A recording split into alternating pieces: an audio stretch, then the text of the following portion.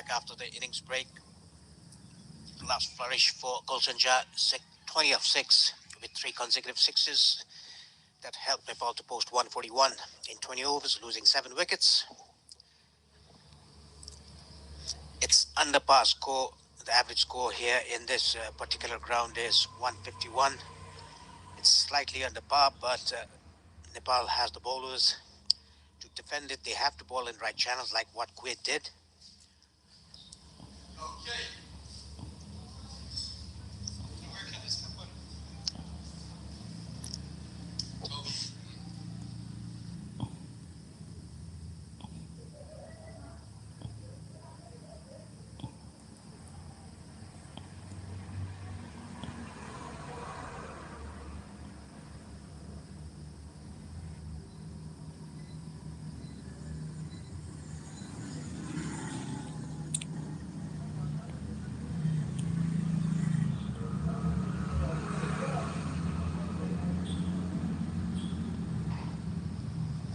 Well, good evening and a warm welcome back here to the, quite beautiful Oman Cricket Academy grounds here in Al Emirat. We're all set for the third and final match of the first day.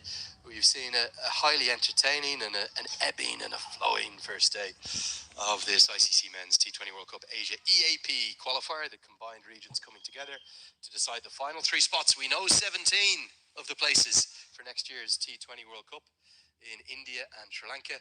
We're waiting to find out the final 3, and we'll find them over the course of the next 10 days. Andrew Leonard here alongside Paresh Lahani. We've got Clinto Anto alongside Rajiva Sandarawan to open the batting for Kuwait. Looks like Sampal Kami's going to take the new ball. Paresh, good evening to you. 141 on the board for Nepal. Will it be enough? It's a very tricky score. If they bowl well, they will defend the target, but they have to bowl in the right areas, what Kuwait did in the first innings. Slip in place. We're all set for the second innings. Let's go. Immediate aggression, real aggression from Clinto Anto. Is that a sign that Kuwait have identified to chase this total down? They're going to have to go hard in the power play? Yeah, I think that is the case. And you can see the field. There's a deep sweeper cover in the boundary line on the offside, and the other boundary rider is deep square leg. The 2 fielders allowed outside the 30-yard circle in the power play. Yeah, gone with split field, hasn't he? So the sort of a deep point in place and then a deep square leg. That means that the third and fine leg have to be up in the circle. And Rajiva Sandarawan, probably a bit more of a 50-over player, tends to like to get in. But he could play that Kushal Patel role, try and anchor this innings for Kuwait. What Nepal will try to do on the reverse side of that is try and bowl as many dot balls as possible. Nepal's fielding will be under the microscope. It was exceptional in the second match of the Unity Cup against the West Indies, and then it was quite poor actually in the third game. Yeah, there were a couple of drop catches in the third game against West Indies. They have to have a point to prove in the fielding sector that they are extremely good. And they've got an outfielder opposition. I thought Kuwait on the whole were pretty good in the field. Did really well in that first innings. Slip comes out of place and Patel almost creates a run-out opportunity. Well backed up too by Dipender Singh Hari. Live wires in the field. If you are just tuning in for the first time, you're welcome along to the coverage. We'd love to hear from you. We just got out amongst the Nepal fans there in between the innings. 3, maybe 400 or 500 of them in here at the Oman Cricket Academy. But we'd love to hear from where you're watching from. Use that hashtag T20 World Cup. Tell us where you're watching from, which part of the world, how you're enjoying the action, and who you think's going to win. Might read a few of those messages out if we get some time. Oh, now this is going to be number 1. It's just skidded on. Not a good-looking shot at all. And the off stump has gone for a walk, and Sampal Kami will celebrate. Exceptionally good bowling by Sampal Kami. Bowling right on the good areas. That is what, in the first innings, the Kuwaiti bowler did. What Farooq did. That is what Sampal Kami has done this evening. Pitched on off stump. The ball rattling the off stump. Skidded on. The batsman had no clue about the ball. It wasn't the right shot, was it? It's a shot that should have been a back foot punch, And for what, the 7th, 8th, maybe 9th time in the 2 games we've done here at this ground today, Paresh, a batter's dismissed trying to play across the line. Yes, never play across the line when the ball is moving around. You have to play straight with a straight bat. We all said earlier in those days, 1980s, 70s, play on the V, that kind of a surface.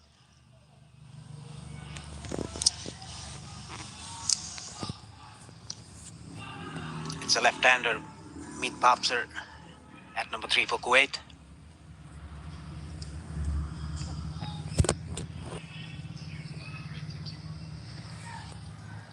Yeah, he's going to be one of the keys now. Meet Babster is a class act. The really stylish player too, the left-hander. You could see Sampal Kami pumped up. It must have been a very touch-and-go call as to whether to go with Kami or Nandan Yadav or Karen KC. It was probably only sort of 2 of the 3 that could play. KC's the one who missed out. And KC will be watching on. His great friend Sampal Kami, who he loves so much, has already probably justified that selection decision. This was a great delivery, wasn't it? Yes, it was. Pitching off some hurried to the batsman. Yeah, like you said, Lenny, trying to play across the line. Nothing shot. It's a straight. It's almost as though he hasn't picked the ball up particularly well. And surprise, anyone who's played against Sampal Kami knows he's not particularly tall, but he's very skiddy. He always gets it to skid on. I don't think it kept as low as Sandra Owan was indicating. Great bowling from the veteran. That one is going to miss the leg stump and nearly creates a right chance for Irie.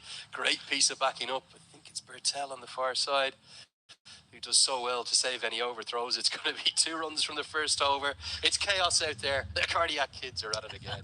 And it's 2 for 1 at the end of the first. Yeah, missing leg stump too. Definitely missing leg stump. A good first over by Sopal Kami. A wicket and just 2 runs off it. One is a leg by. One from the bat. 1 Kuwait.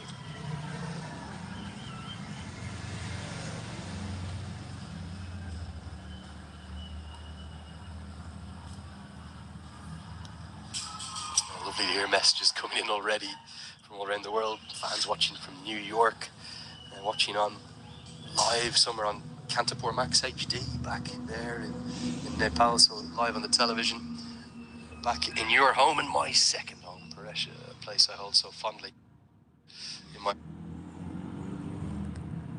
G end, got a little bit of a tweak of a side or maybe a kind of the top of his lower back in that first match of the Unity Cup. Only bowled the 1 over, did take a wicket and then was rested for the rest of the series as a precaution. He's a very important player these days. Starts with a big wide outside the off stump, just as I say that. But use that hashtag T20 World Cup, hashtag T20 World Cup. Tell us where you're watching from, who you think's going to win, and maybe who the 3 qualifiers are going to be. Love to hear which part of the world you're enjoying the action from. If you want to get in touch with me directly, at Cricket Badge on either Twitter or Instagram, we read a couple of the questions out. I'm sure you all have questions from my old friend Paresh Lahani, who's alongside me. Good atmosphere building up here now, Paresh. Yes, it is. The Nepali fans cheering the team. The first wicket taken by Sopal Kami. The field. There's a 3rd man and deep backward square leg. There's a bit of movement, isn't there? Yeah, we saw Kami bringing it back into the left-hander. And again, the same. Don't think that they'll want to take on any of the Nepal fielders, even Sandeep Lamachani out there, who does enough. It's another leg by. For Kuwait, who did so much brilliantly well in that first innings, it was probably just that 19th over has taken a bit of their momentum away.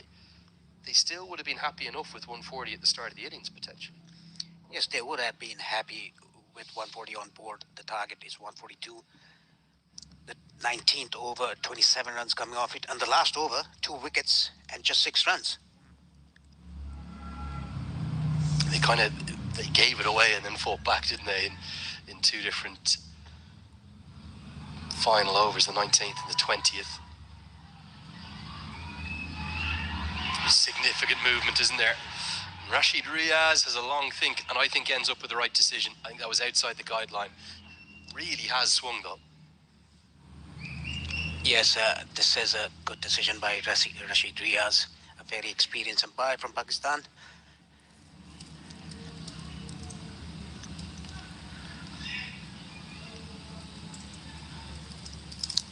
It's pretty hard for Nandan Yadav to adjust the right and left hand combination.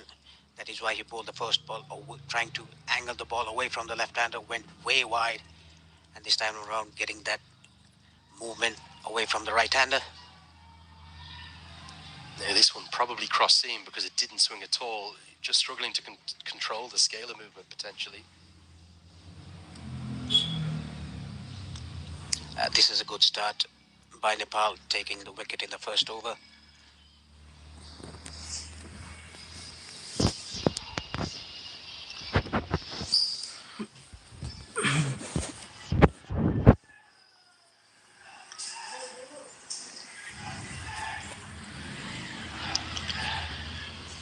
Clinto Anto on 1 of 2, whereas Paps are yet to open his account. Definite movement. Well adjusted by Clinto Anto. Having lost that wicket and seen the movement, do Kuwait almost maybe need to readjust their approach? It seemed like they were sent out with a lot of intent.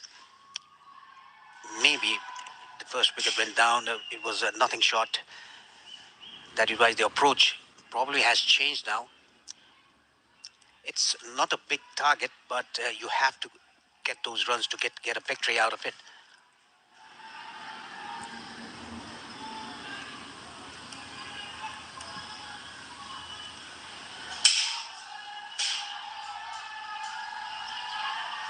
Chip down the ground, not in complete control, but a very good shot. And just extends the arms and will get 4. Babsar will hold a lot of keys to this chase for Kuwait, and that's a sparkling stroke. The full blade of the bat shown, and that's the key difference. And even the bottom hand coming off the bat, hit it straight down the ground, straight as an arrow, with a straight bat. And that is the way you should play the swinging ball or the moving ball, not play across the line. It's something I suppose we're saying again and again throughout the course of the innings. The surface is a little slow. There is movement out there. If you go at it with a cross bat, you're going to get yourself in trouble. You even think of those 3 sixes from Gulshan Jah. Okay, you can say they were over the extra cover region, but that was a straight bat that he was extending through with.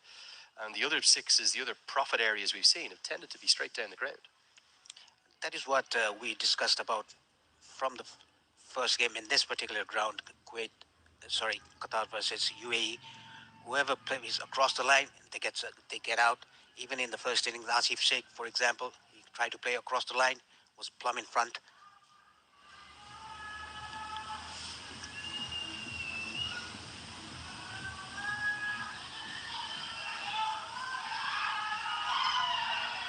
Again, plays straight, but a good piece of fielding.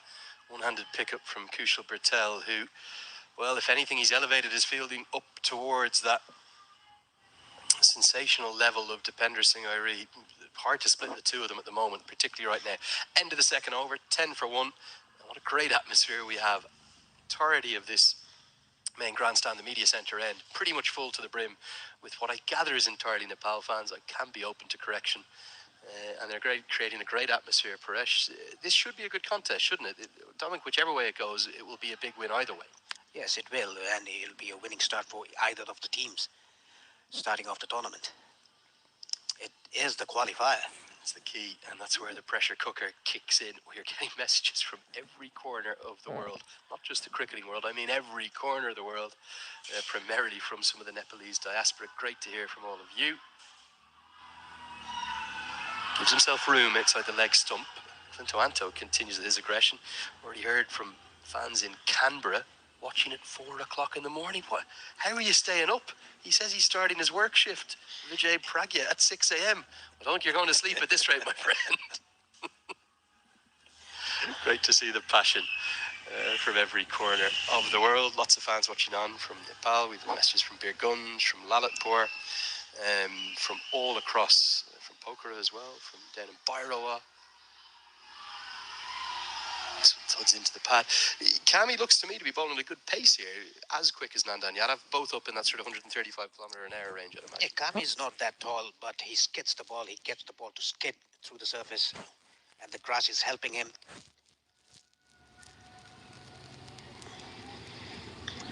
Nandan Yadav, on the other hand, he's quick.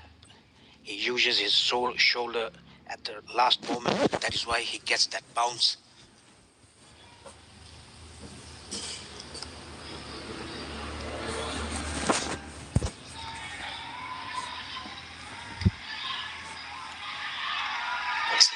spin, but they'll get through for the single. Do have a great question for you, Paresh. Thank Bipin Kumar for this. He says, despite Nepal's rich legacy of quality left-arm spinners, why do our top-order batsmen for Nepal still struggle against them and end up tasting their own medicine? It has been a bit of a trend of late, hasn't it? Nepal struggling against left-arm spin. Yes, it has been, and the key factor to that is they're regularly playing Lalit Rajbangshi or Shahab Alam or other left armers in Nepal. They should get some left arm spinners from India, or go to India and play left arms with different left arm spinners. Big swing and a miss. Anto is only being sent out to do one thing, and another shot across the line, not affected.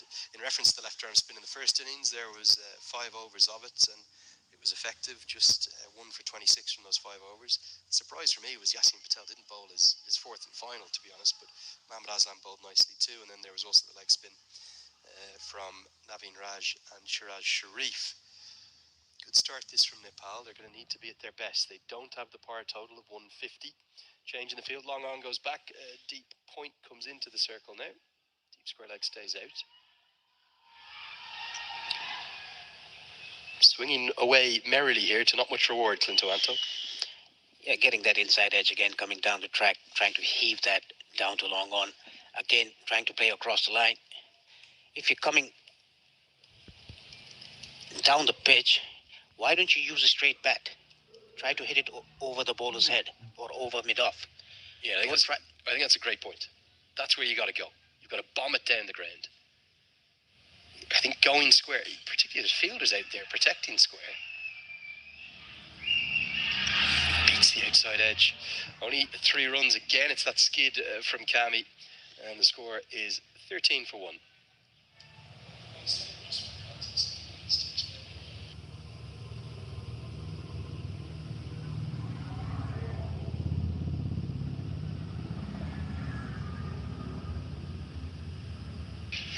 Just want to explain this format for those who might just be tuning in. Maybe you finished work or you've woken up in a different part of the world. 3 groups of 3 to get things going. This is the first group game in Group B. Myself and Paresh, we're going to have an early morning. Tomorrow morning we're back into action. We'll be doing, what are we doing tomorrow morning? Qatar against Malaysia, aren't we? So Qatar will have to win, otherwise they're out, and that's it. They're gone. It's that simple. Yes, it is. And very hard for the teams coming all the way here to play just 2 games in a group. If you lose 2, you're out. Yeah, and it's that simple. There's no doubt about it. Same situation and scenario for Samoa, and the same for whoever loses this match. And then just to explain it a bit further, if you get through your group, you will carry the result through with the other side you qualify with. So if you win 2 and you end up top of the group, you will obviously have 2 points then with both of those wins. Only one of them counting. You'll play 4 more matches in the Super 6. There's an early change to the bowling. Lalit Rajbanshi comes on, and Bertel, somehow nearly creates a run-out opportunity, sprawling to his left, diving and throwing in the same motion, but unable to get that throw on target. And then just to finish off the structure, the 1 game you carry through the result of, and the 4 results against the 2 other groups, top 2 that you'll play against, gives you 5 games in a Super 6 table. Top 3 in that qualify. No semi-finals, no final. Just that simple. And that means that whilst you can battle back, a good start is essential. Yes, that is what Oman and UAE have done. They have won the first match, both the teams. Whoever wins today, they are in a comfortable position. Do you mean particularly in this Group B, with Japan to play? Good shot. We've been talking about it again and again. Go straight down the ground. You'll get good reward there. It's the first maximum of the chase. And it's a really good stroke, isn't it? The way in which he extends his arms. Elegant as anything. One of the shots of the day for me. Yes, it was. Hit it straight down the ground towards the side screen with a straight bat over the mid-off fielder. Like we always discuss about, hitting straight will get you good reward. That is a very good example. Are you surprised with the change of bowling? I know Nandan Yadav was probably struggling to control the swing, but looked like it was very favourable in terms of seam bowling conditions. Didn't necessarily need the change to spin, particularly with the fact that Rajbanshi's going to have to bowl to the left-hander here. Gets away with that one. That beats the infield. That runs for 4. It's a packed offside field. There's a short third, backward point, cover point, extra cover, short extra, and mid off. The 5 fielders inside the circle. Another good hit. There's a chance for the fielder. Taken. Second wicket down.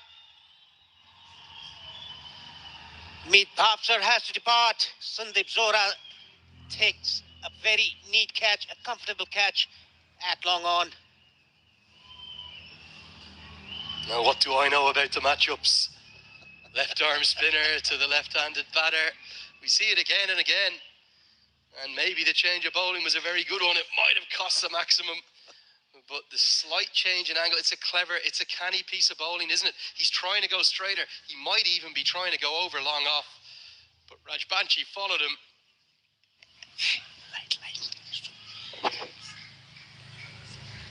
And Jura takes the catch and he says, look at those lights. They're the brightest I've seen. What a looks quality to them. It's Bhavsar who's got to go back. He's gone for 11. And Nepal have 2 in the power play. How they would love a third. Kuwait, 20 for 2.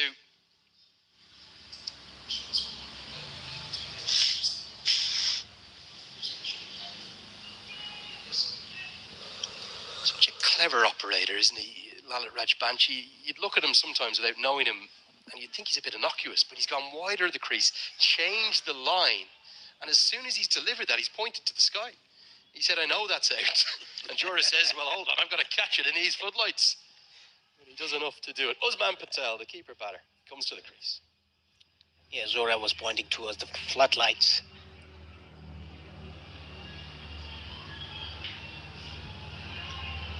All of a sudden, what was looking like a difficult over for Nepal turns into a good one. End of the 4th, 20 for 2 the score.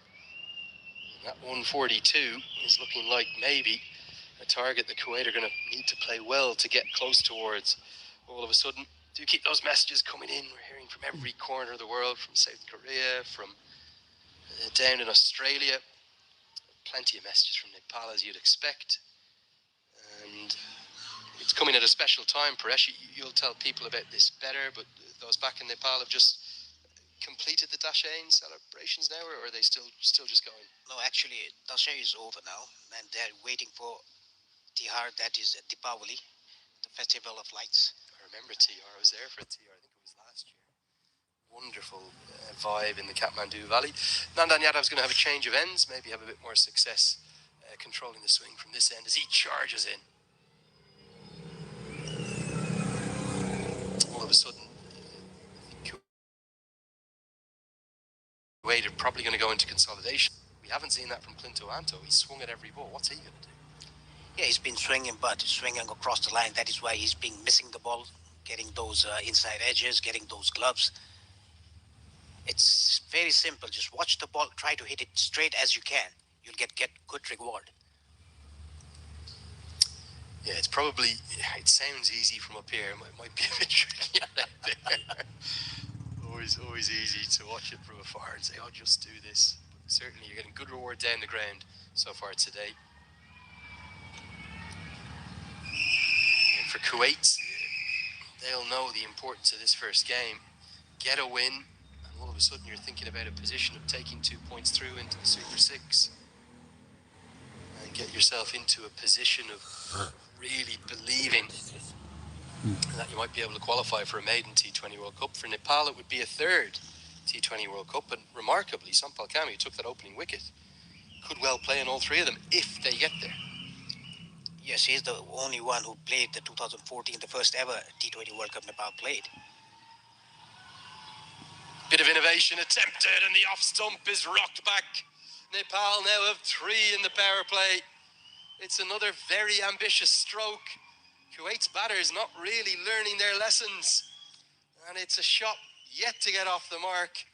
That despite fine leg being up in the circle, you have to say is ambitious at best. And Nandan Yadav strikes another good bowling change.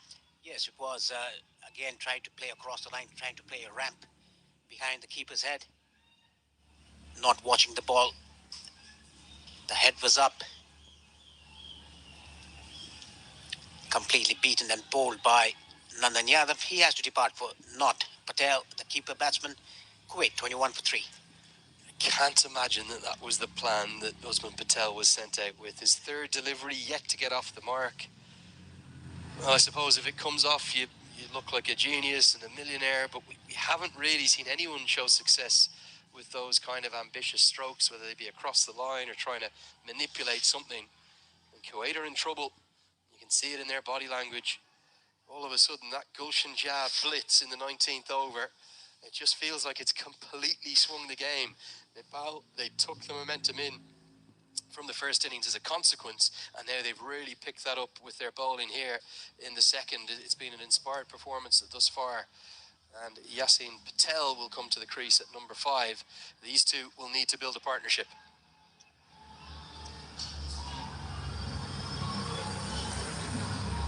Too wide outside the off stump. There is pace there, isn't there, for Nandan Yadav?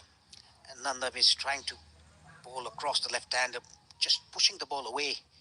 That is why it went away. You can see his wrist position. It's facing towards the third man region. That is why the ball went away from the left-hander. It's good to see that the senior pro, Sompal Kami, coming to chat with Nandan Yadav, the young fast bowler.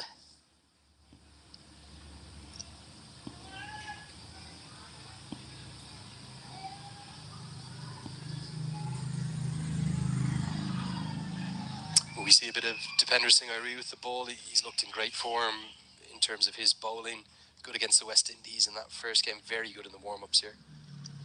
Yes, he'll definitely come and bowl. Probably out of power play or inside power play. You never know. He opened the bowling against West Indies in the first game, and even in the second game as well.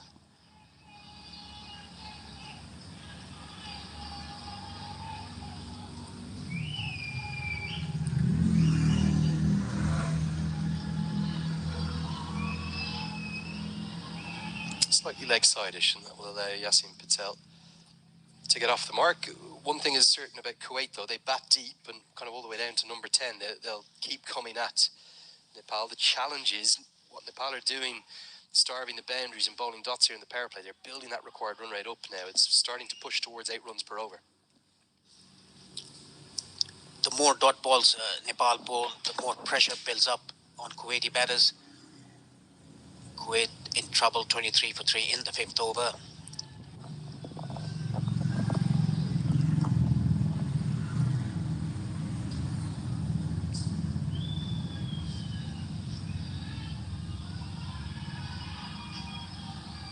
Goes full and straight, takes on Gulshan Jah, who decides against throwing it. He was quite deep there at mid-on, so always an easy single as long as Anto went immediately. It'll get us to the end of the 5th over, and Kuwait are in a bit of trouble, 24 for 3.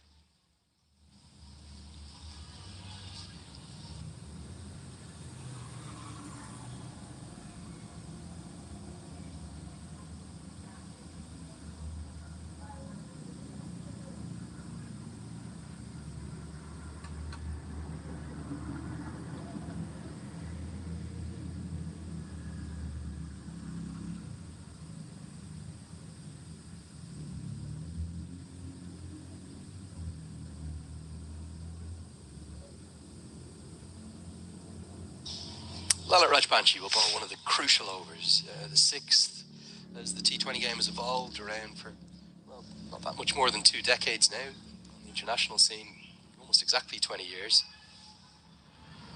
This has turned into a more and more important over, isn't it? Because the batters should have got the pace of the pitch, and it's the final one of the fielding restrictions. Nepal took it for 12 or maybe 14 in the first. Kuwait will need to do the same to start to get up towards that required run rate. Yes, the 5 ball remaining of the power play.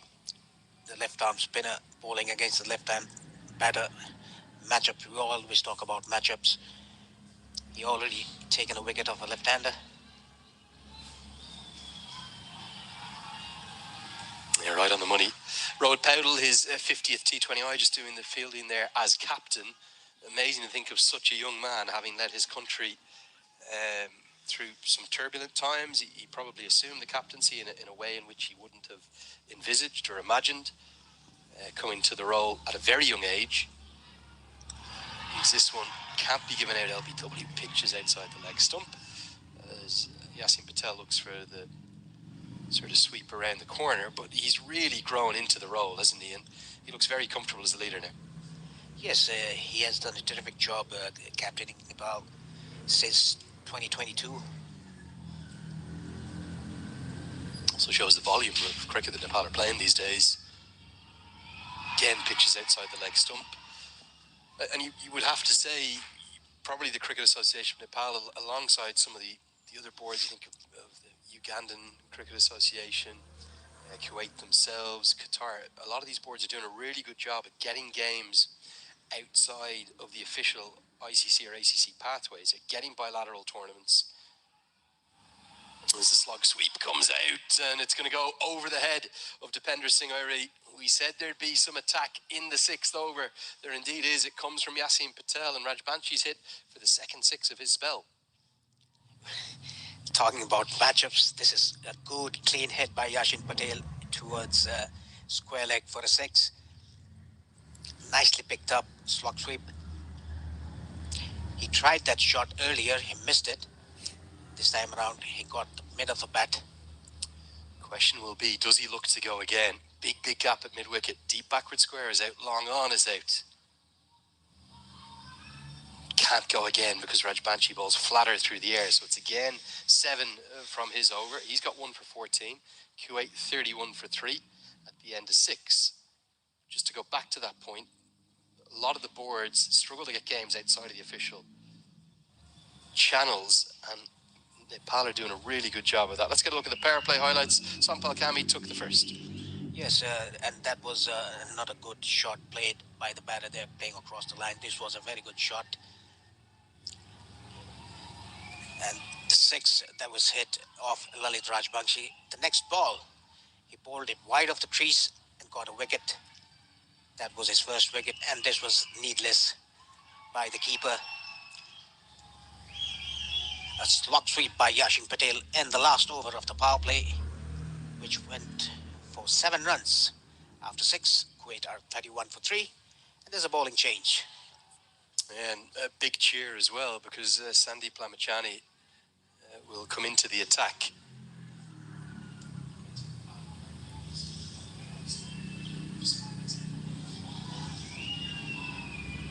It starts very well. Nice drift and a bit of turn away. A lot written about the reasons and the fact that he wasn't involved in the West Indies series. Was there on the first day, but didn't end up in the playing 11. Stuart Law came out and said he missed the first game for personal reasons and then wasn't with the squad for the last 2 games, but he's now back in his national colours, and he is hoisted high into the air towards long on, and it's dropped. Burst through the hands of Nandan Yadav. And we spoke about the importance of Nepal's fielding. That should have been taken. Lamachani should have celebrated his return to the national team with a wicket second ball. Instead, it goes for 6. Yeah, he should have taken that. He was really comfortably under the ball, but it burst it through the hands. Back live with you now. Goes flatter, goes with the googly. Yeah, one thing I know about Kuwait from covering so many of their games, they will continue to attack even if they lose 5, 6, 7 wickets. They have hitters all the way throughout their lineup. Big moment in the game, that the biggest swing we have really in our sport, a wicket or a maximum. Well, has to.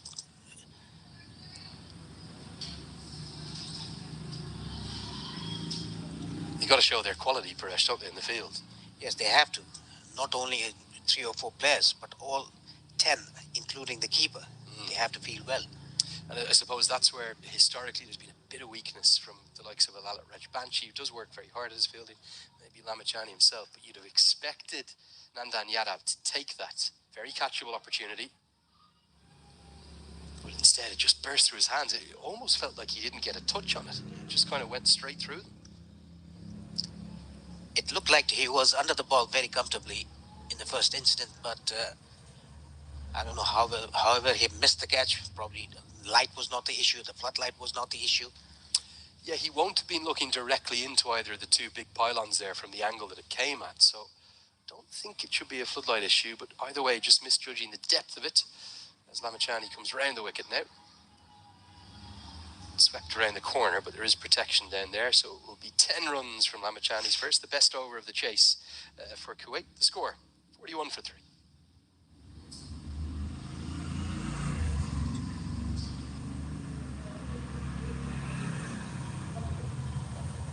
Get a look at the batting card. Those 3 wickets have fallen in the power play.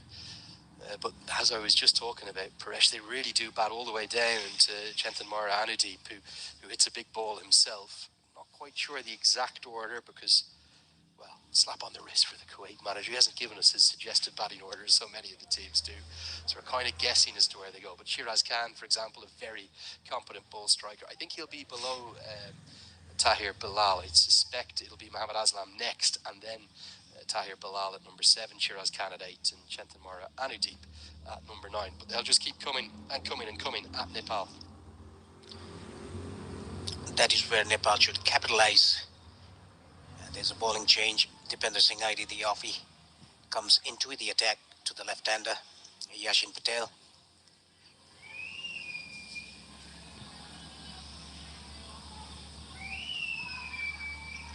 This is a good move. Irie is interested with an LBW appeal. His initial instinct was to go for the piece of field into the leg side. That won't have been far away. Won't have missed leg stump by much, this.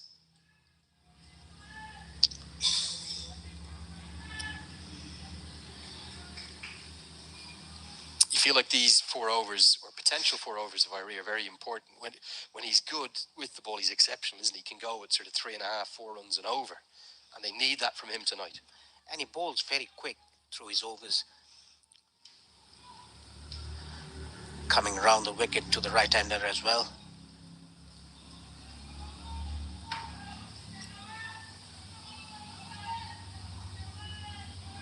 He simply does everything on fast forward. And the problem is he's so quick between his deliveries, so quick at fielding off his own bowling. He can bowl an over against you in a flash before you even know it's got through you as a batting pairing. And I think he's bowling as well as he's ever bowled. And look at the way he becomes a 12th fielder. They take him on, run out, opportunity. Oh, and so nearly the 4th wicket. Irie sprinted 30 yards and picked up and through in one motion. It's not 11 fielders out there when Irie's about, it's 12. He is a live wire in the field. Look at him go after the ball. You've got to recognise your fielder there if you're Kuwait. This is close as well. Direct hit. Oh, might have been gone. Great umpiring from Phil Gillespie, who gets the right decision. Asif Sheikh appealing to the wrong side. Again, flat through the air. He'll again field off his own bowling. Does Dipender Singh Airi know that other players are allowed to get involved in the game, or he just does it all himself? He's so quick that he can cover the 30-yard circle by himself. He doesn't need any other fielders. Literally can't he? Remarkable efforts and energy and enthusiasm and passion for the game. Good start from Irie. Just going to be 4 from his first over. That's what Nepal needed after a big 10-run over off Lamachani. End of the 8th. It's 45 for 3.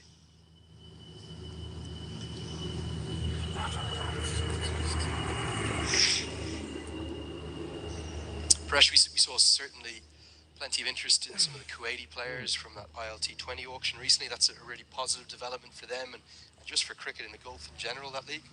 Yeah, it's very important for the associate to get involved in such franchise cricket. The t20 is a big event organized in UAE.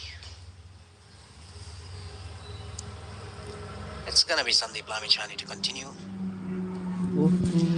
Yeah, 6 players altogether that were selected in that first ever t20 auction for Kuwait players. Lamachani's cut away for a single. Mohammad Aslam, the captain, he went for 14,000 to the Sharjah Warriors. Mohammad Shafiq, who we saw bowl so well there in the first innings, he went for 10,000 to the MI Emirates. Bilal Tahir to the Desert Vipers. Meet Bavsar for 14,000 to the Gulf Giants. Adnan Idris, who is not in the squad, I don't think, went to the Abu Dhabi Knight Riders.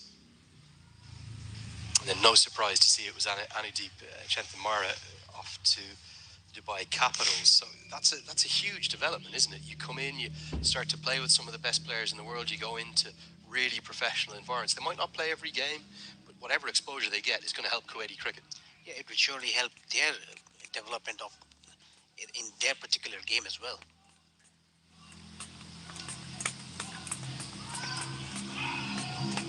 What was the talk back in Nepal about Sandeep Lamachani missing out on those games? I think most Nepal fans obviously want him in the 11. It was a big surprise to see him not playing there. And that is what the head coach Stuart Law in the press conference said, that because of personal reasons that he didn't play. Apart from that, we don't know anything. Back into the 15, straight into the 11. Looks in good rhythm to me. As he's pumped down the ground, good place to hit here. And it's going to be one bounce and fly for 4. Great footwork. In fact, it's going to go all the way for 6. Would like another look at that. Thought it might have just bounced once in front of the rope. Giving us a maximum. Yeah, again, coming down the track, hitting it straight. Just ahead of our camera shot, maybe just cleared the rope. Indeed, Phil Gillespie had no hesitation in raising the arms aloft. Much more like it. Maybe this angle. Tell us. Get a look here. Come back live now. So again, he goes straight down the ground. Equation starting to become more manageable. That 6 brought the 50 up, Paresh. Yes, it sure did. And Nandan Yadav dropped a catch off Clint Johanto. Yeah, it cleared the rope. I knew it bounced on grass. Didn't know it was just over the rope. As they won't get the single here.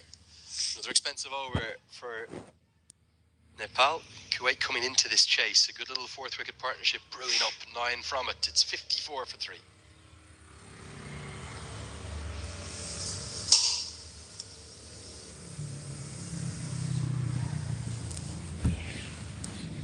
Here's the 5 bowlers used thus far. There are plenty of other options. Basically, any 11 that Nepal go into an international with these days, they will have 7, 8, maybe even 9 bowling options, depending upon how you slice it up. We didn't see Gulshan Jha bowl at all in that West Indies series, which surprised me. I think these conditions might be quite helpful towards him. Also, Kushal Malla, we saw not bowling against the West Indies, but in the wickets in the warm-ups. Plenty of options. Rohit Paudel too, the skipper. They tend to I can't remember a game where they've only gone with 5 bowlers in recent times. Yeah, they have plenty of options for the captain, Rohit. He can come and roll his arms. Kushal Malla is there. Even Gulshan Jha is a very good quick bowler. Forgot to mention Kushal Bertel as well. Of course, who was again in wicket-taking form. I suppose with Lamachani back in, he might be used a little bit less with the ball, although, again, those two operated very well in tandem in St. Vincent in the T20 World Cup, where, well, Bertel was close to unplayable, 4 wickets against South Africa. I thought he bowled so well. Was it the first game, or probably the second game, wasn't it, against the West Indies? And some of the catching as well. Gulshan Jha, magnificent. Oh, they're going to take on Irie. Run out chance. Direct it. Gone. You run at your peril to this man. Oh, out comes the cartwheel. And he's nailed the landing to go with it. Outstanding fielding, outstanding celebrations. It's the one, it's the only. To Bender Singh Irie. Yeah, his celebration is so unique. He cartwheels of his own bowling, a direct hit. There was no single whatsoever in that occasion. Oh. Hits the stump. Now keep your eyes on the celebrations. They might be even better than the run out. He says, thank you very much. Off he goes. Up and down. 10 out of 10 from me. Oh, you've got to love it. It's going to take us to the drinks break. The cardiac kids raising the pulses again. Clinto's gone for 26. It's 56 for 4.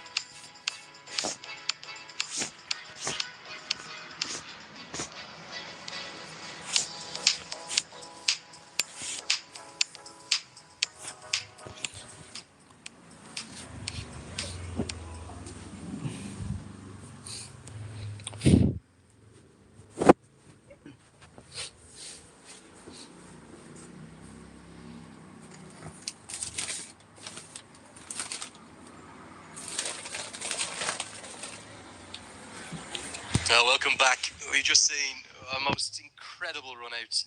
He pulled off one of these in the GT20. I reckon it was 3 years ago. And a good friend of mine, Carlos Brat, you told me he was the best fielder in the world. I didn't believe you. I believe it now, because nobody else gets there in time to turn that into a chance. And what about the celebration, Paresh? Yes, he can be a gymnast. Can you do that one, Paresh? No way. You don't have that move in you. I can do the little cartwheel where you kind of gradually get down and roll over your own head. Not quite as impressive. Here comes the new man to the crease. He's at the non-strikers end, the skipper, Mohamed Aslam, because that's where the run-out was affected. You have to love the energy and the joy that Dipendra Singh Airi, and indeed many of this Nepal team, bring to the game. How difficult was it to execute a run-out like that, off your own bowling as well? It's actually very difficult, and to be honest, there was no run in that. He just ran blindly. It's one of those ones as well, a little bit like the chance they nearly gave him trying to run two to him off his own bowling. It's just bad recognition of the fielder. You should know it's Dipendra Singh Airi, so you know you don't risk that single. With due respect, if that's a Karen KC, you might say, okay, yeah, we'll take it on. We'll find a way to hustle home for one. Here's the skipper. He's a very fine cricketer, both with bat and ball, and he'll have a role to play here. But it's a tricky position. They need 8.5 runs per over, because at the halfway stage of this chase, it's 57 for 4.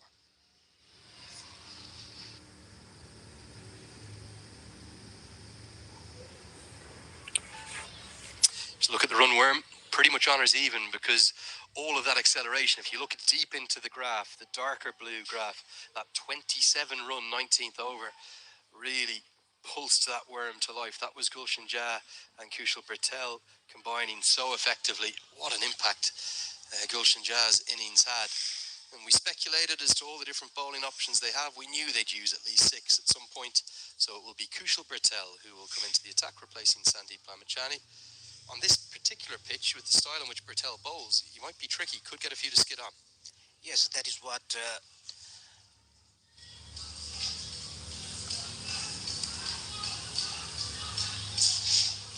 Navin Raj did for Kuwait, the skiddy leg spinners that he bowled. Starts with a loose one, but there isn't much bounce in the surface, so it isn't punished and put away.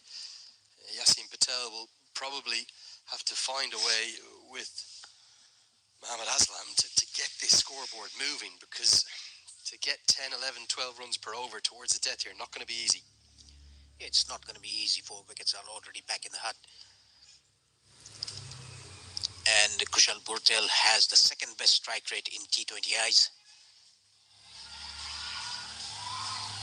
Oh, Patel nearly ran across the non-striker there. Might have fancied his chances of getting towards it. For Nepal, would there have been nerves today? I know the preparation couldn't have been any better. A series win over the West Indies, couple of wins in the warm-ups, and what seems like a very happy and stable squad under Stuart Law, who's come in and done a great job.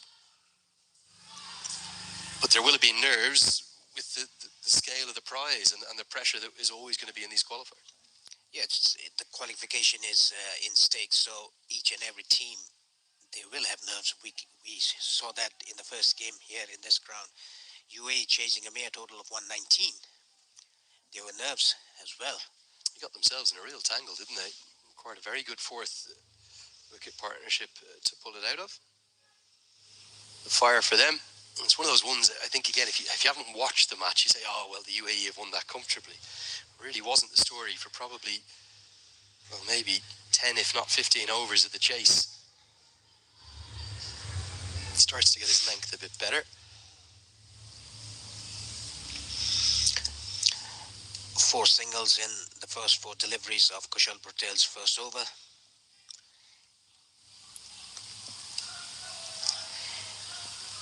The required rate is inching towards 9. It's 8.68 at the moment.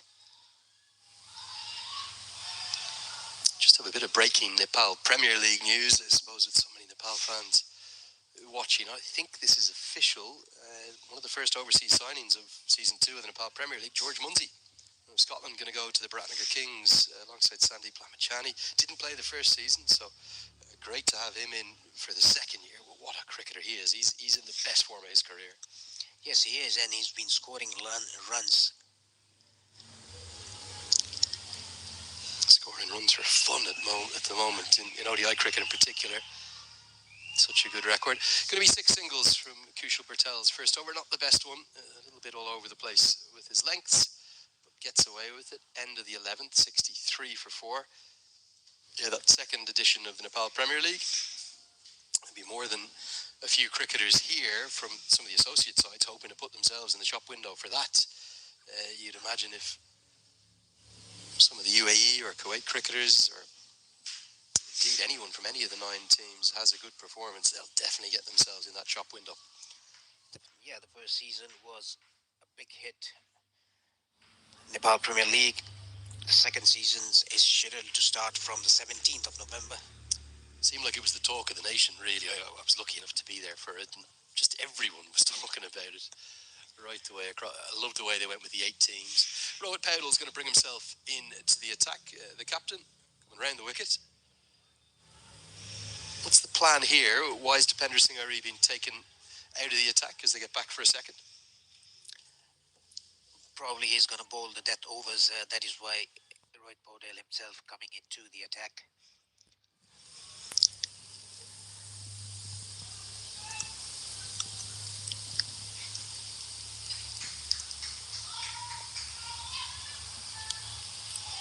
You would suspect that Kuwait might recognise this as an over to attack. And that's exactly what the captain of Kuwait has done. Picks up a brace of 2s to begin with. Yes, swept it into the gap on the leg side. 2 runs taken. Was not in control, but got the gap. Ran hard for the second one.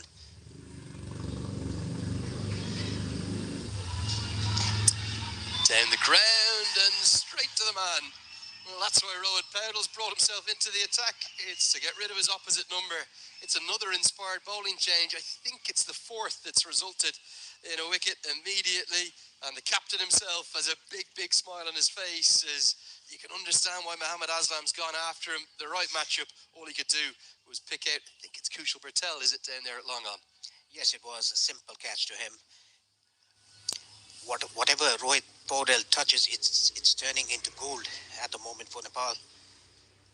You're spot on, and it's that trademark. I love that celebration he's got. He kisses the ball, sends a love up to the fans. Good change of bowling. It's a big wicket. Aslam's gone for 7. And Nepal are very, very pleased all of a sudden with their position. 61 for 5.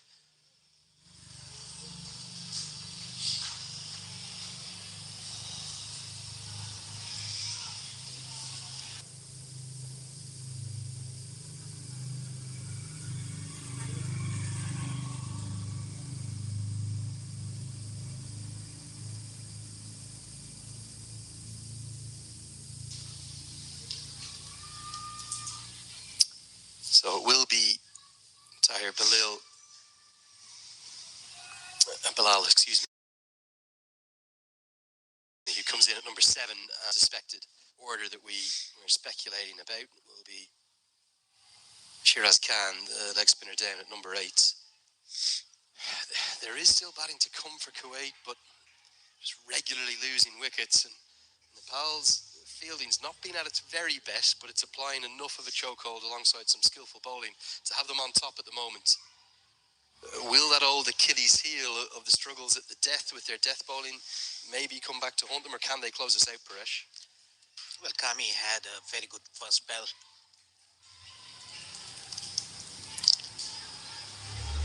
Oh, he's nearly created another run out. Interesting, Irie. I think the thing that constantly surprises batters is his speed to the ball, yes, but then the pace of the release.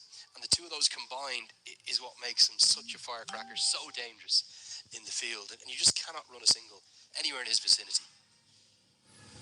And here's it straight out again. Dipender Singh Ari does it once more. 12 have been bowled, 67 for 5. And that task is getting ever taller and steeper for Kuwait. You see the two Manhattan charts, they've really been dwarfed, haven't they, because of that 27 run over in the 19th, thanks to Gulshan Jab. Yes, that was a big over. The momentum taken away by Nepal in that particular over, the 19th. Now it's going to be Dipender Singh Aire back into the attack. He's been very calculated, hasn't he, Rohit Powdell, in this innings, the way in which he's manipulated his bowling changes. It was a poor over, wasn't it, from Kushal Bertel? So he says, no, I'm going to take you off. I just want to keep applying the scoreboard pressure, driving that required run rate upwards. Wants it to get into double figures.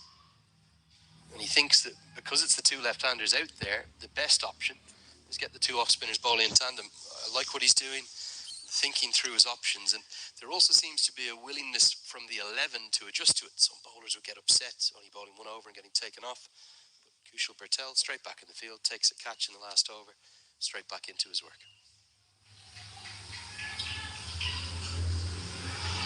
Nearly has to cut that one off. Said it before, I'm not sure that the production budget will extend to it. I would love a Dipender Singh Aire cam. Just watch that one dedicated. Here you go. Almost gets to the ball.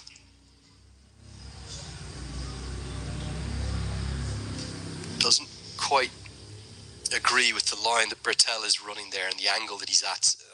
He's got to be straighter. Your extra cover fielder shouldn't be getting beaten straight, so he's got to just squeeze in a little bit. I think he's now made that adjustment. One-handed pickup. Gets Lalit Rajbanshi a backward point of all places. Not a position he's usually in. Yeah, not a place that he usually fields at. And if there's no turn, you have to field a bit straight, like extra cover a bit straighter.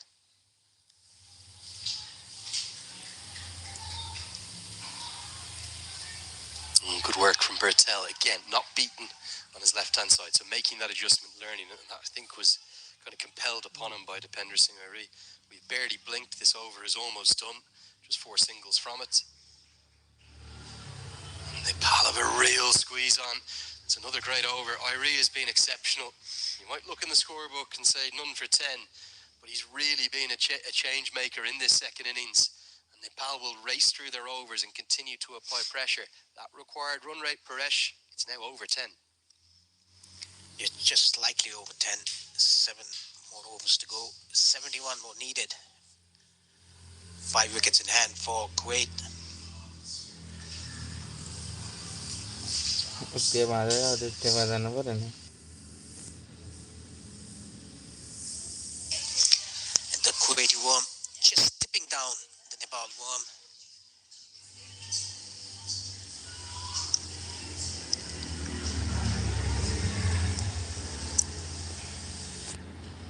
Nepal's showing a lot of class here, a lot of experience. They were wobbling really in that first innings until Gulshan Jab came to the crease. I know Kushal Bertel will probably get the plaudits, but I really feel as though Jha was the change maker. Just lost his grip there, actually, Rohit Powdell. It wasn't a case of seeing who was coming down the track. Yasin Patel batting in his cap. Always like to see that. Just looks better in the photos, doesn't it, rather than the helmet. This goes over the offside. Good read, really good read from Kushal Bertel, who somehow is going to keep this to a single. Outstanding fielding, nearly creates a run out. And I think it's just as well that Yasin Patel was sent back. Fantastic speed to the ball and another quick release. Wonderful fielding. A very good anticipation by Kushal Bertel to his right. Sprints to the ball and it releases it very quickly as well. Did Rohit Powdell drop the ball? Oh, it was very, very close. I think a good decision again. Rashid Riaz and Phil Gillespie have been outstanding. Just got back.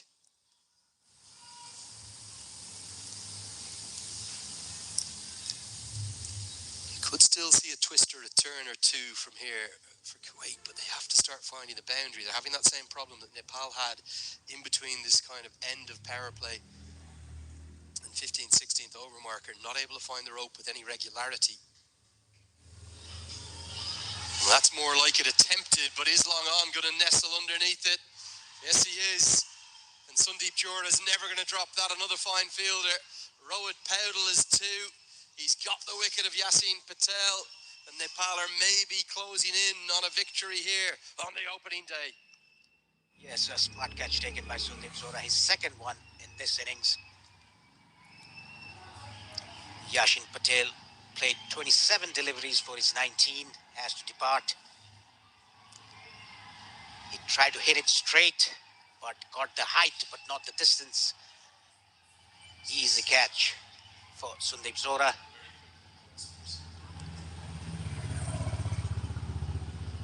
Yeah, great captaincy, leadership, and quality from Rohit Paudel.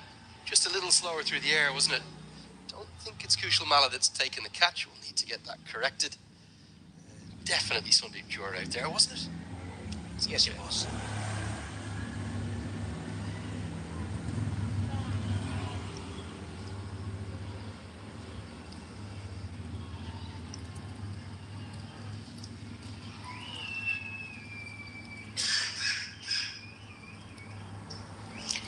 Very pleased looking Nepali fans there in the media box.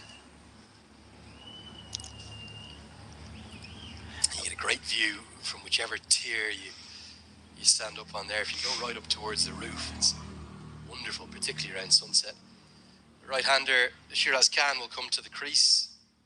Might see captain be really selfless here. He so often is. Maybe just bowl these two balls and then get out of his bowling for the day. Turn back to maybe Raj Banshi or Sandeep Lamachani. Nepal fans are making a real racket here. They're loving every second. Great crowd for the opening day of the tournament and a lovely way to finish what's been three really engaging matches. Yes, it has been the first game played on Oval 2. Oman beating Samoa by 5 wickets. And the second game here in this particular ground, UAE beating Qatar by 7 wickets. At the end of 14, Kuwait 76 for 6. 6 overs remain. Yeah, 76 for 6 the score. That flexibility and adaptability that all of the all-rounders give Rohit Paudel. 7 bowlers used. We've seen 8 used reasonably often. We've even seen 9 used in an ODI. And it just allows somebody to have a bad day and Paudel to have that flexibility, and he's much more comfortable in doing that now. Yes, he is. He marshaled his troops very well. Rohit Paudel. Now it's Sandeep Lamichhane back into the attack. His was very expensive for the first 2 overs. 9.5 his economy rate. Good crowd in there now, isn't it? Sandeep Lamichhane returns to the attack for his third. Googly across the left-hander. Don't think that was picked. Tahir Bilal stuck in the crease. Perfectly landed. Sandeep can be very lethal in this situation. He bowls that googlies, accurate googlies that pitches and moves away from the left-hander. Goes for it again. This could be Lamichhane's return wicket. Yes, it is. And he takes a moment to give thanks. This time it is Kushal Malla that takes the catch. And lovely to see Gulshan Jah run a long way in to congratulate Lamichhane. Those two very close indeed. Patel with the high five for his fellow leg spinner. Jura with 2. This game, it's now only heading one direction, and it's heading the direction of the Himalayas. Yet again another googly bowled by Sandeep Lamichhane. Simple catch to Kushal Malla, deep backward square leg. Tahir Bilal, the man who has to depart.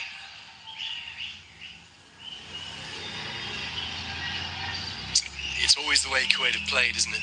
They keep going even when they lose wickets, but to hit square the wicket against the spin, not sure whether he was picking the googlies, and the leg breaks and being able to tell them apart. It's a very low percentage shots, and well, Kushal Malla has taken that very comfortably, 10-12 yards inside the rope, and done it really easily. So for Nepal, their fans were pretty quiet for the first half of that first innings. In fact, really for the first 16 overs. And Gulshan Jah jumped the cardiac kit, sparked the cardiac kits to life, got out the defibrillator and said, we've got a pulse. We've got up over 140. We feel that's enough with our bowling attack, and it looks like it's going to be, unless Kuwait can pull off something remarkable. As Naveen Raj is trapped straight in front. It's 2-2. Lamachani's on a hat-trick. Nepal thinking of a big win now. Like we discussed earlier about Sandeep Lamachani, enjoys bowling in this situation. He can be very lethal. That is what he's done. Back-to-back wickets. This was dead in front. Plum. Yeah, I think it's a really good decision from an excellent umpire, Phil Gillespie.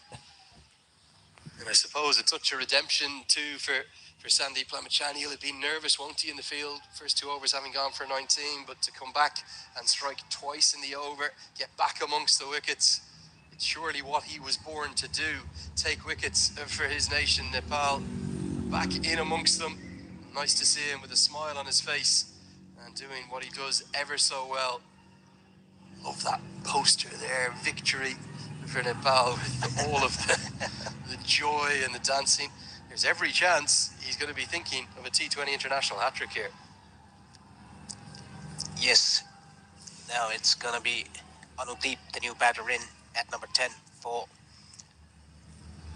Kuwait. What do you do if you're Lamachani? Do you go with that googly again, try and bring the stumps into play?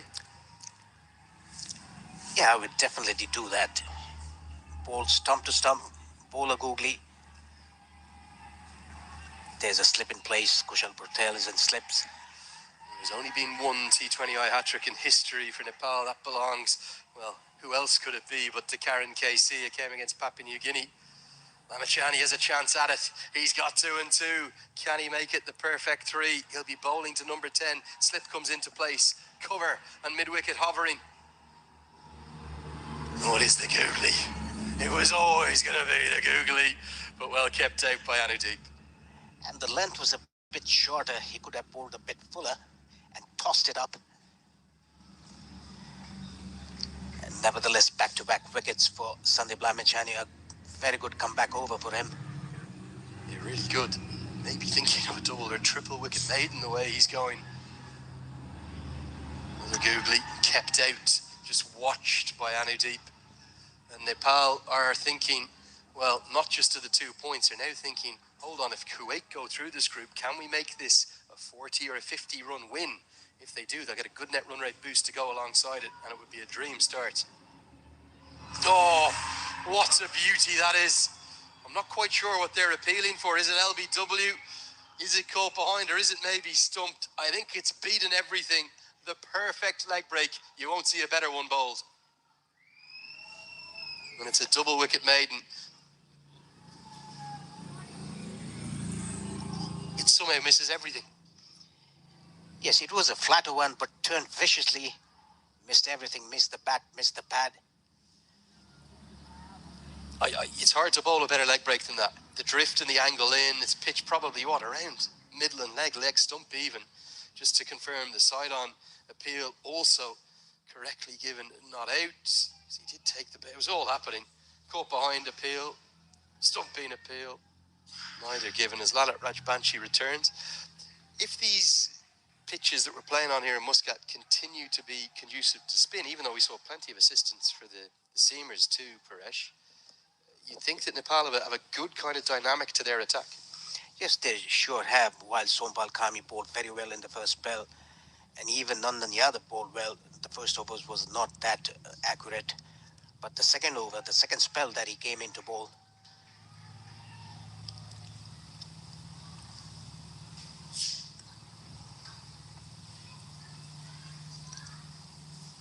I think the attack complements each other really beautifully. It's so balanced. And they're all quite different, if that makes sense. Okay, yes, Lalit Rajbanshi and Kushal Malla both bowl left-arm spin. It's completely different. Rohit Powell, Dipendra Singh Airi, both bowl off-spin, completely different. Lamachani, Kushal Patel, both leg spin, completely different styles. And that's why we've got 6 options there. We haven't even mentioned Gulshan Jah, Sampal Kami, or Nandan Yadav, who again are all 3 very different types of seamers. So 9 bowlers I've just mentioned there, and every one of them can be a threat. It can put pressure on the opposition, and it's a really nice position to be in as a captain. Yeah, all the nine bowlers with different dynamics. Talking about Sompal Kami, he gets the ball. Talking about Nandan Yadav, he gets that bounce. He has pace. Even Gulshan Jah can bowl in the pace. In a funny way, it must be a relief that Sandeep Jura doesn't bowl too much, because otherwise you'd have 10 options up your sleeve as Rohit Patel. Even Asif Sheikh can take off his pads and come and bowl. No, that's a bridge too far, Paresh. I'm not going there with you. Arif, his brother, maybe, but not Asif. I'm not going to buy into him ever bowling a ball in international cricket. I don't think he's ever done it either. Yeah, and for Kuwait, they just look a bit shell-shocked now, don't they? Both of these are capable of clearing the ropes, but are they maybe almost playing a little bit with net run rate in mind, thinking, okay, this game's probably gone, can't get 15 and over from here, let's narrow the gap as much as we can, and then we're going to have to go and beat Japan.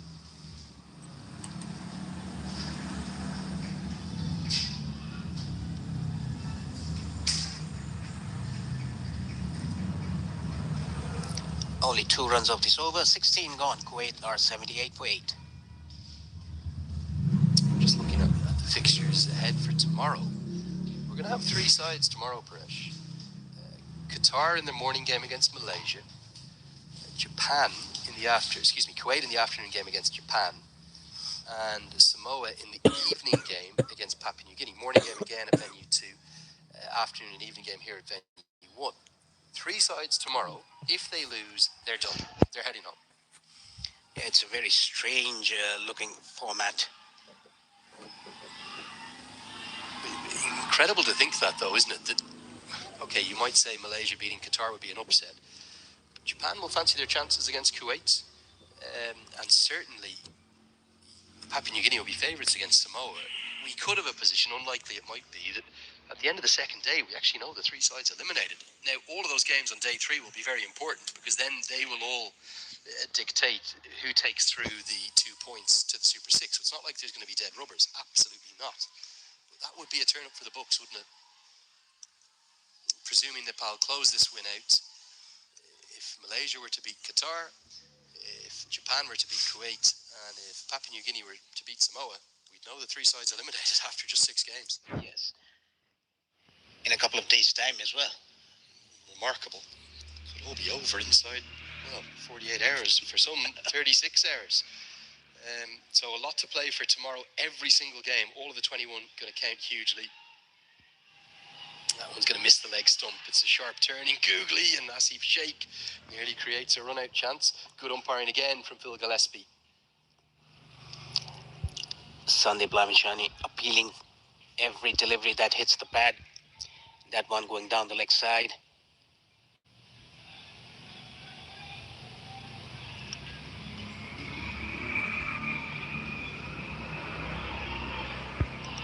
He's hit the bat. He's desperate for wickets, isn't he? Always hungry to take wickets, like any good leg spinner.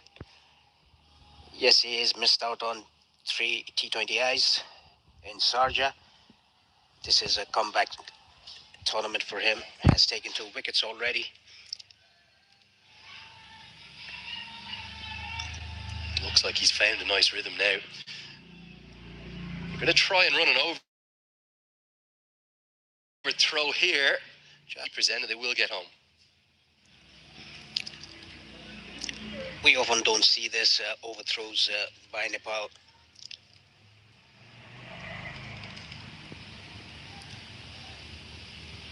Four runs off the last over of Sandeep Lavishani. Last ball to go. Another googly. It was always going to be a googly. He'll finish his 4 over allocation. Great return given his first 2 overs, none for 19. He finishes with 2 for 22 from his 4, and Kuwait 82 for 8.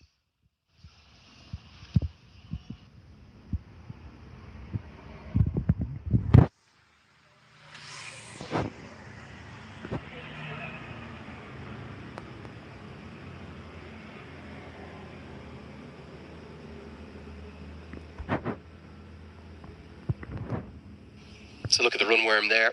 You can just see it's flatlined, hasn't it, for Kuwait, and given that the 19th over is still to come and that huge boost that they got, it's surely going to be too tall a task for Kuwait. 3 overs remain. They need 60, 20 runs required per over.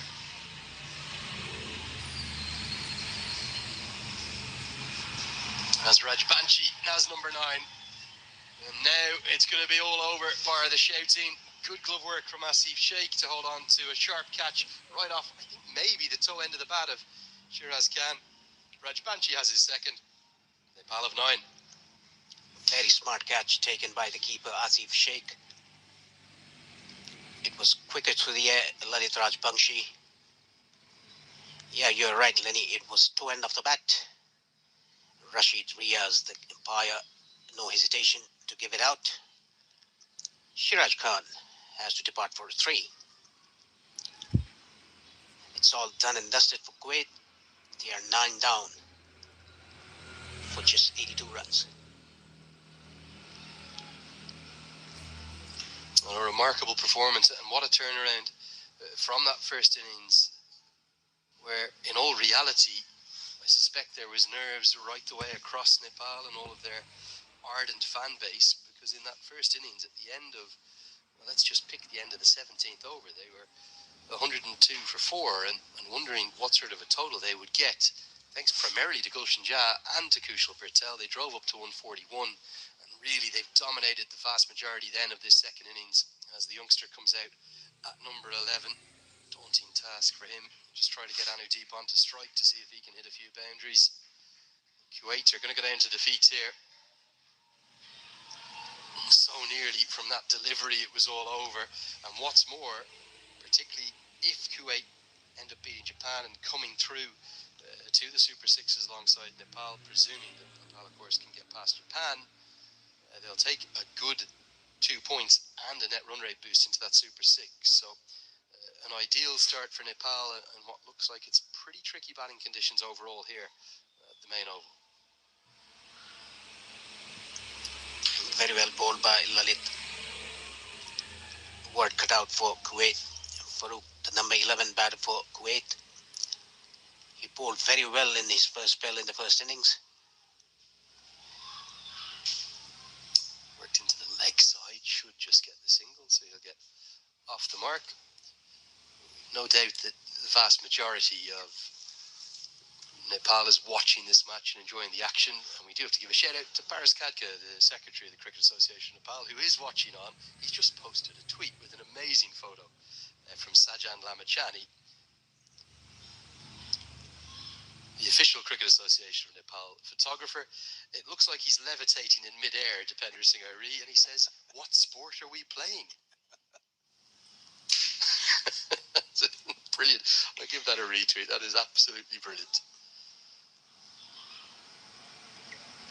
End of the 18th over, 83 for 9. Rajbanshi ends with excellent figures. He's got 2 for 17.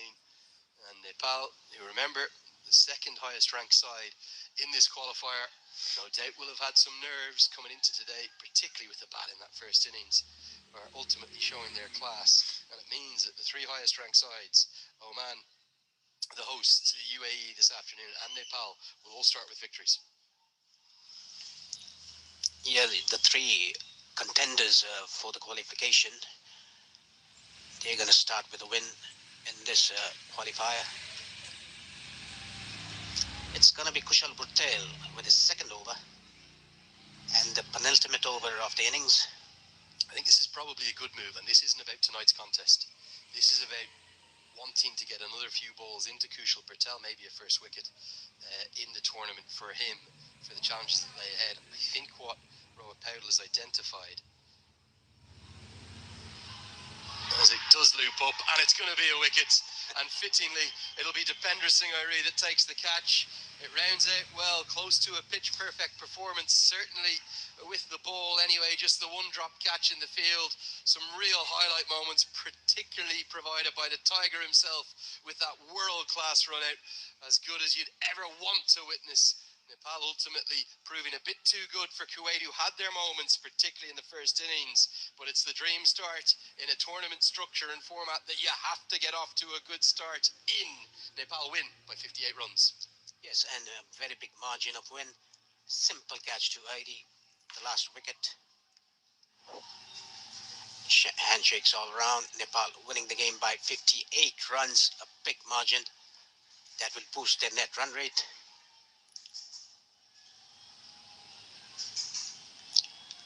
And on the whole, you would have to say between the two innings that the right result. They have outplayed Kuwait, who definitely, I thought they were so good with the ball and so impressive with their bowling plans. They generally fielded pretty well too.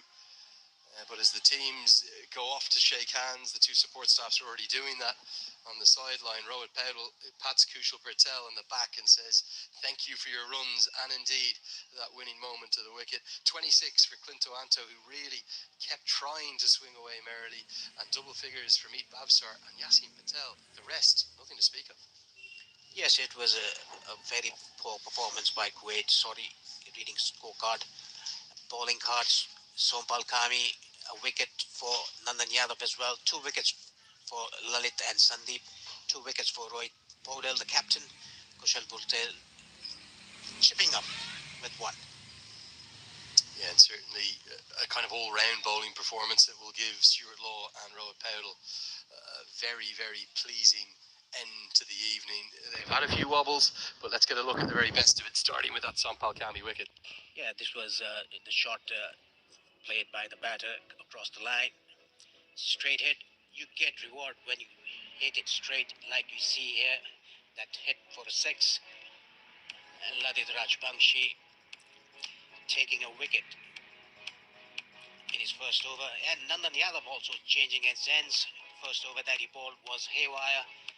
And Lalit again getting hit for a 6 down to square leg by Yashin Patel. Then came in Sandeep Lamichhane. A catch was dropped by Nandan Yadav at long on off Clinto Anto. Sandeep Lamichhane went for 19 in his first 2 overs. Then he was stopped. This was the play of the day. Dipendra Singh Airi's run out. And Rohit Paudel also chipping in with 2 wickets.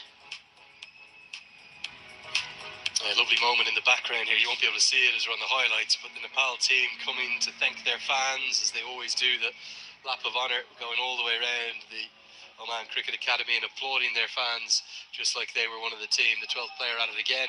Kushamala held that simple catch, and then Sandeep Lamichhane struck with the very next delivery, was on a hat-trick and got the decision going his way. That was a good catch. Great glove work by Asif Sheikh, often overlooked as to how clean his glove work is.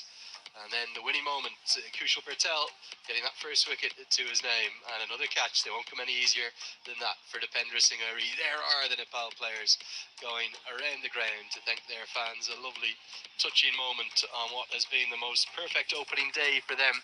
We'll leave you with the news before the post-match presentation that Nepal have won by 58 runs. Do stay with us. We'll hear from both captains, and we'll find out who the player of the match is in about 5 to 10 minutes' time.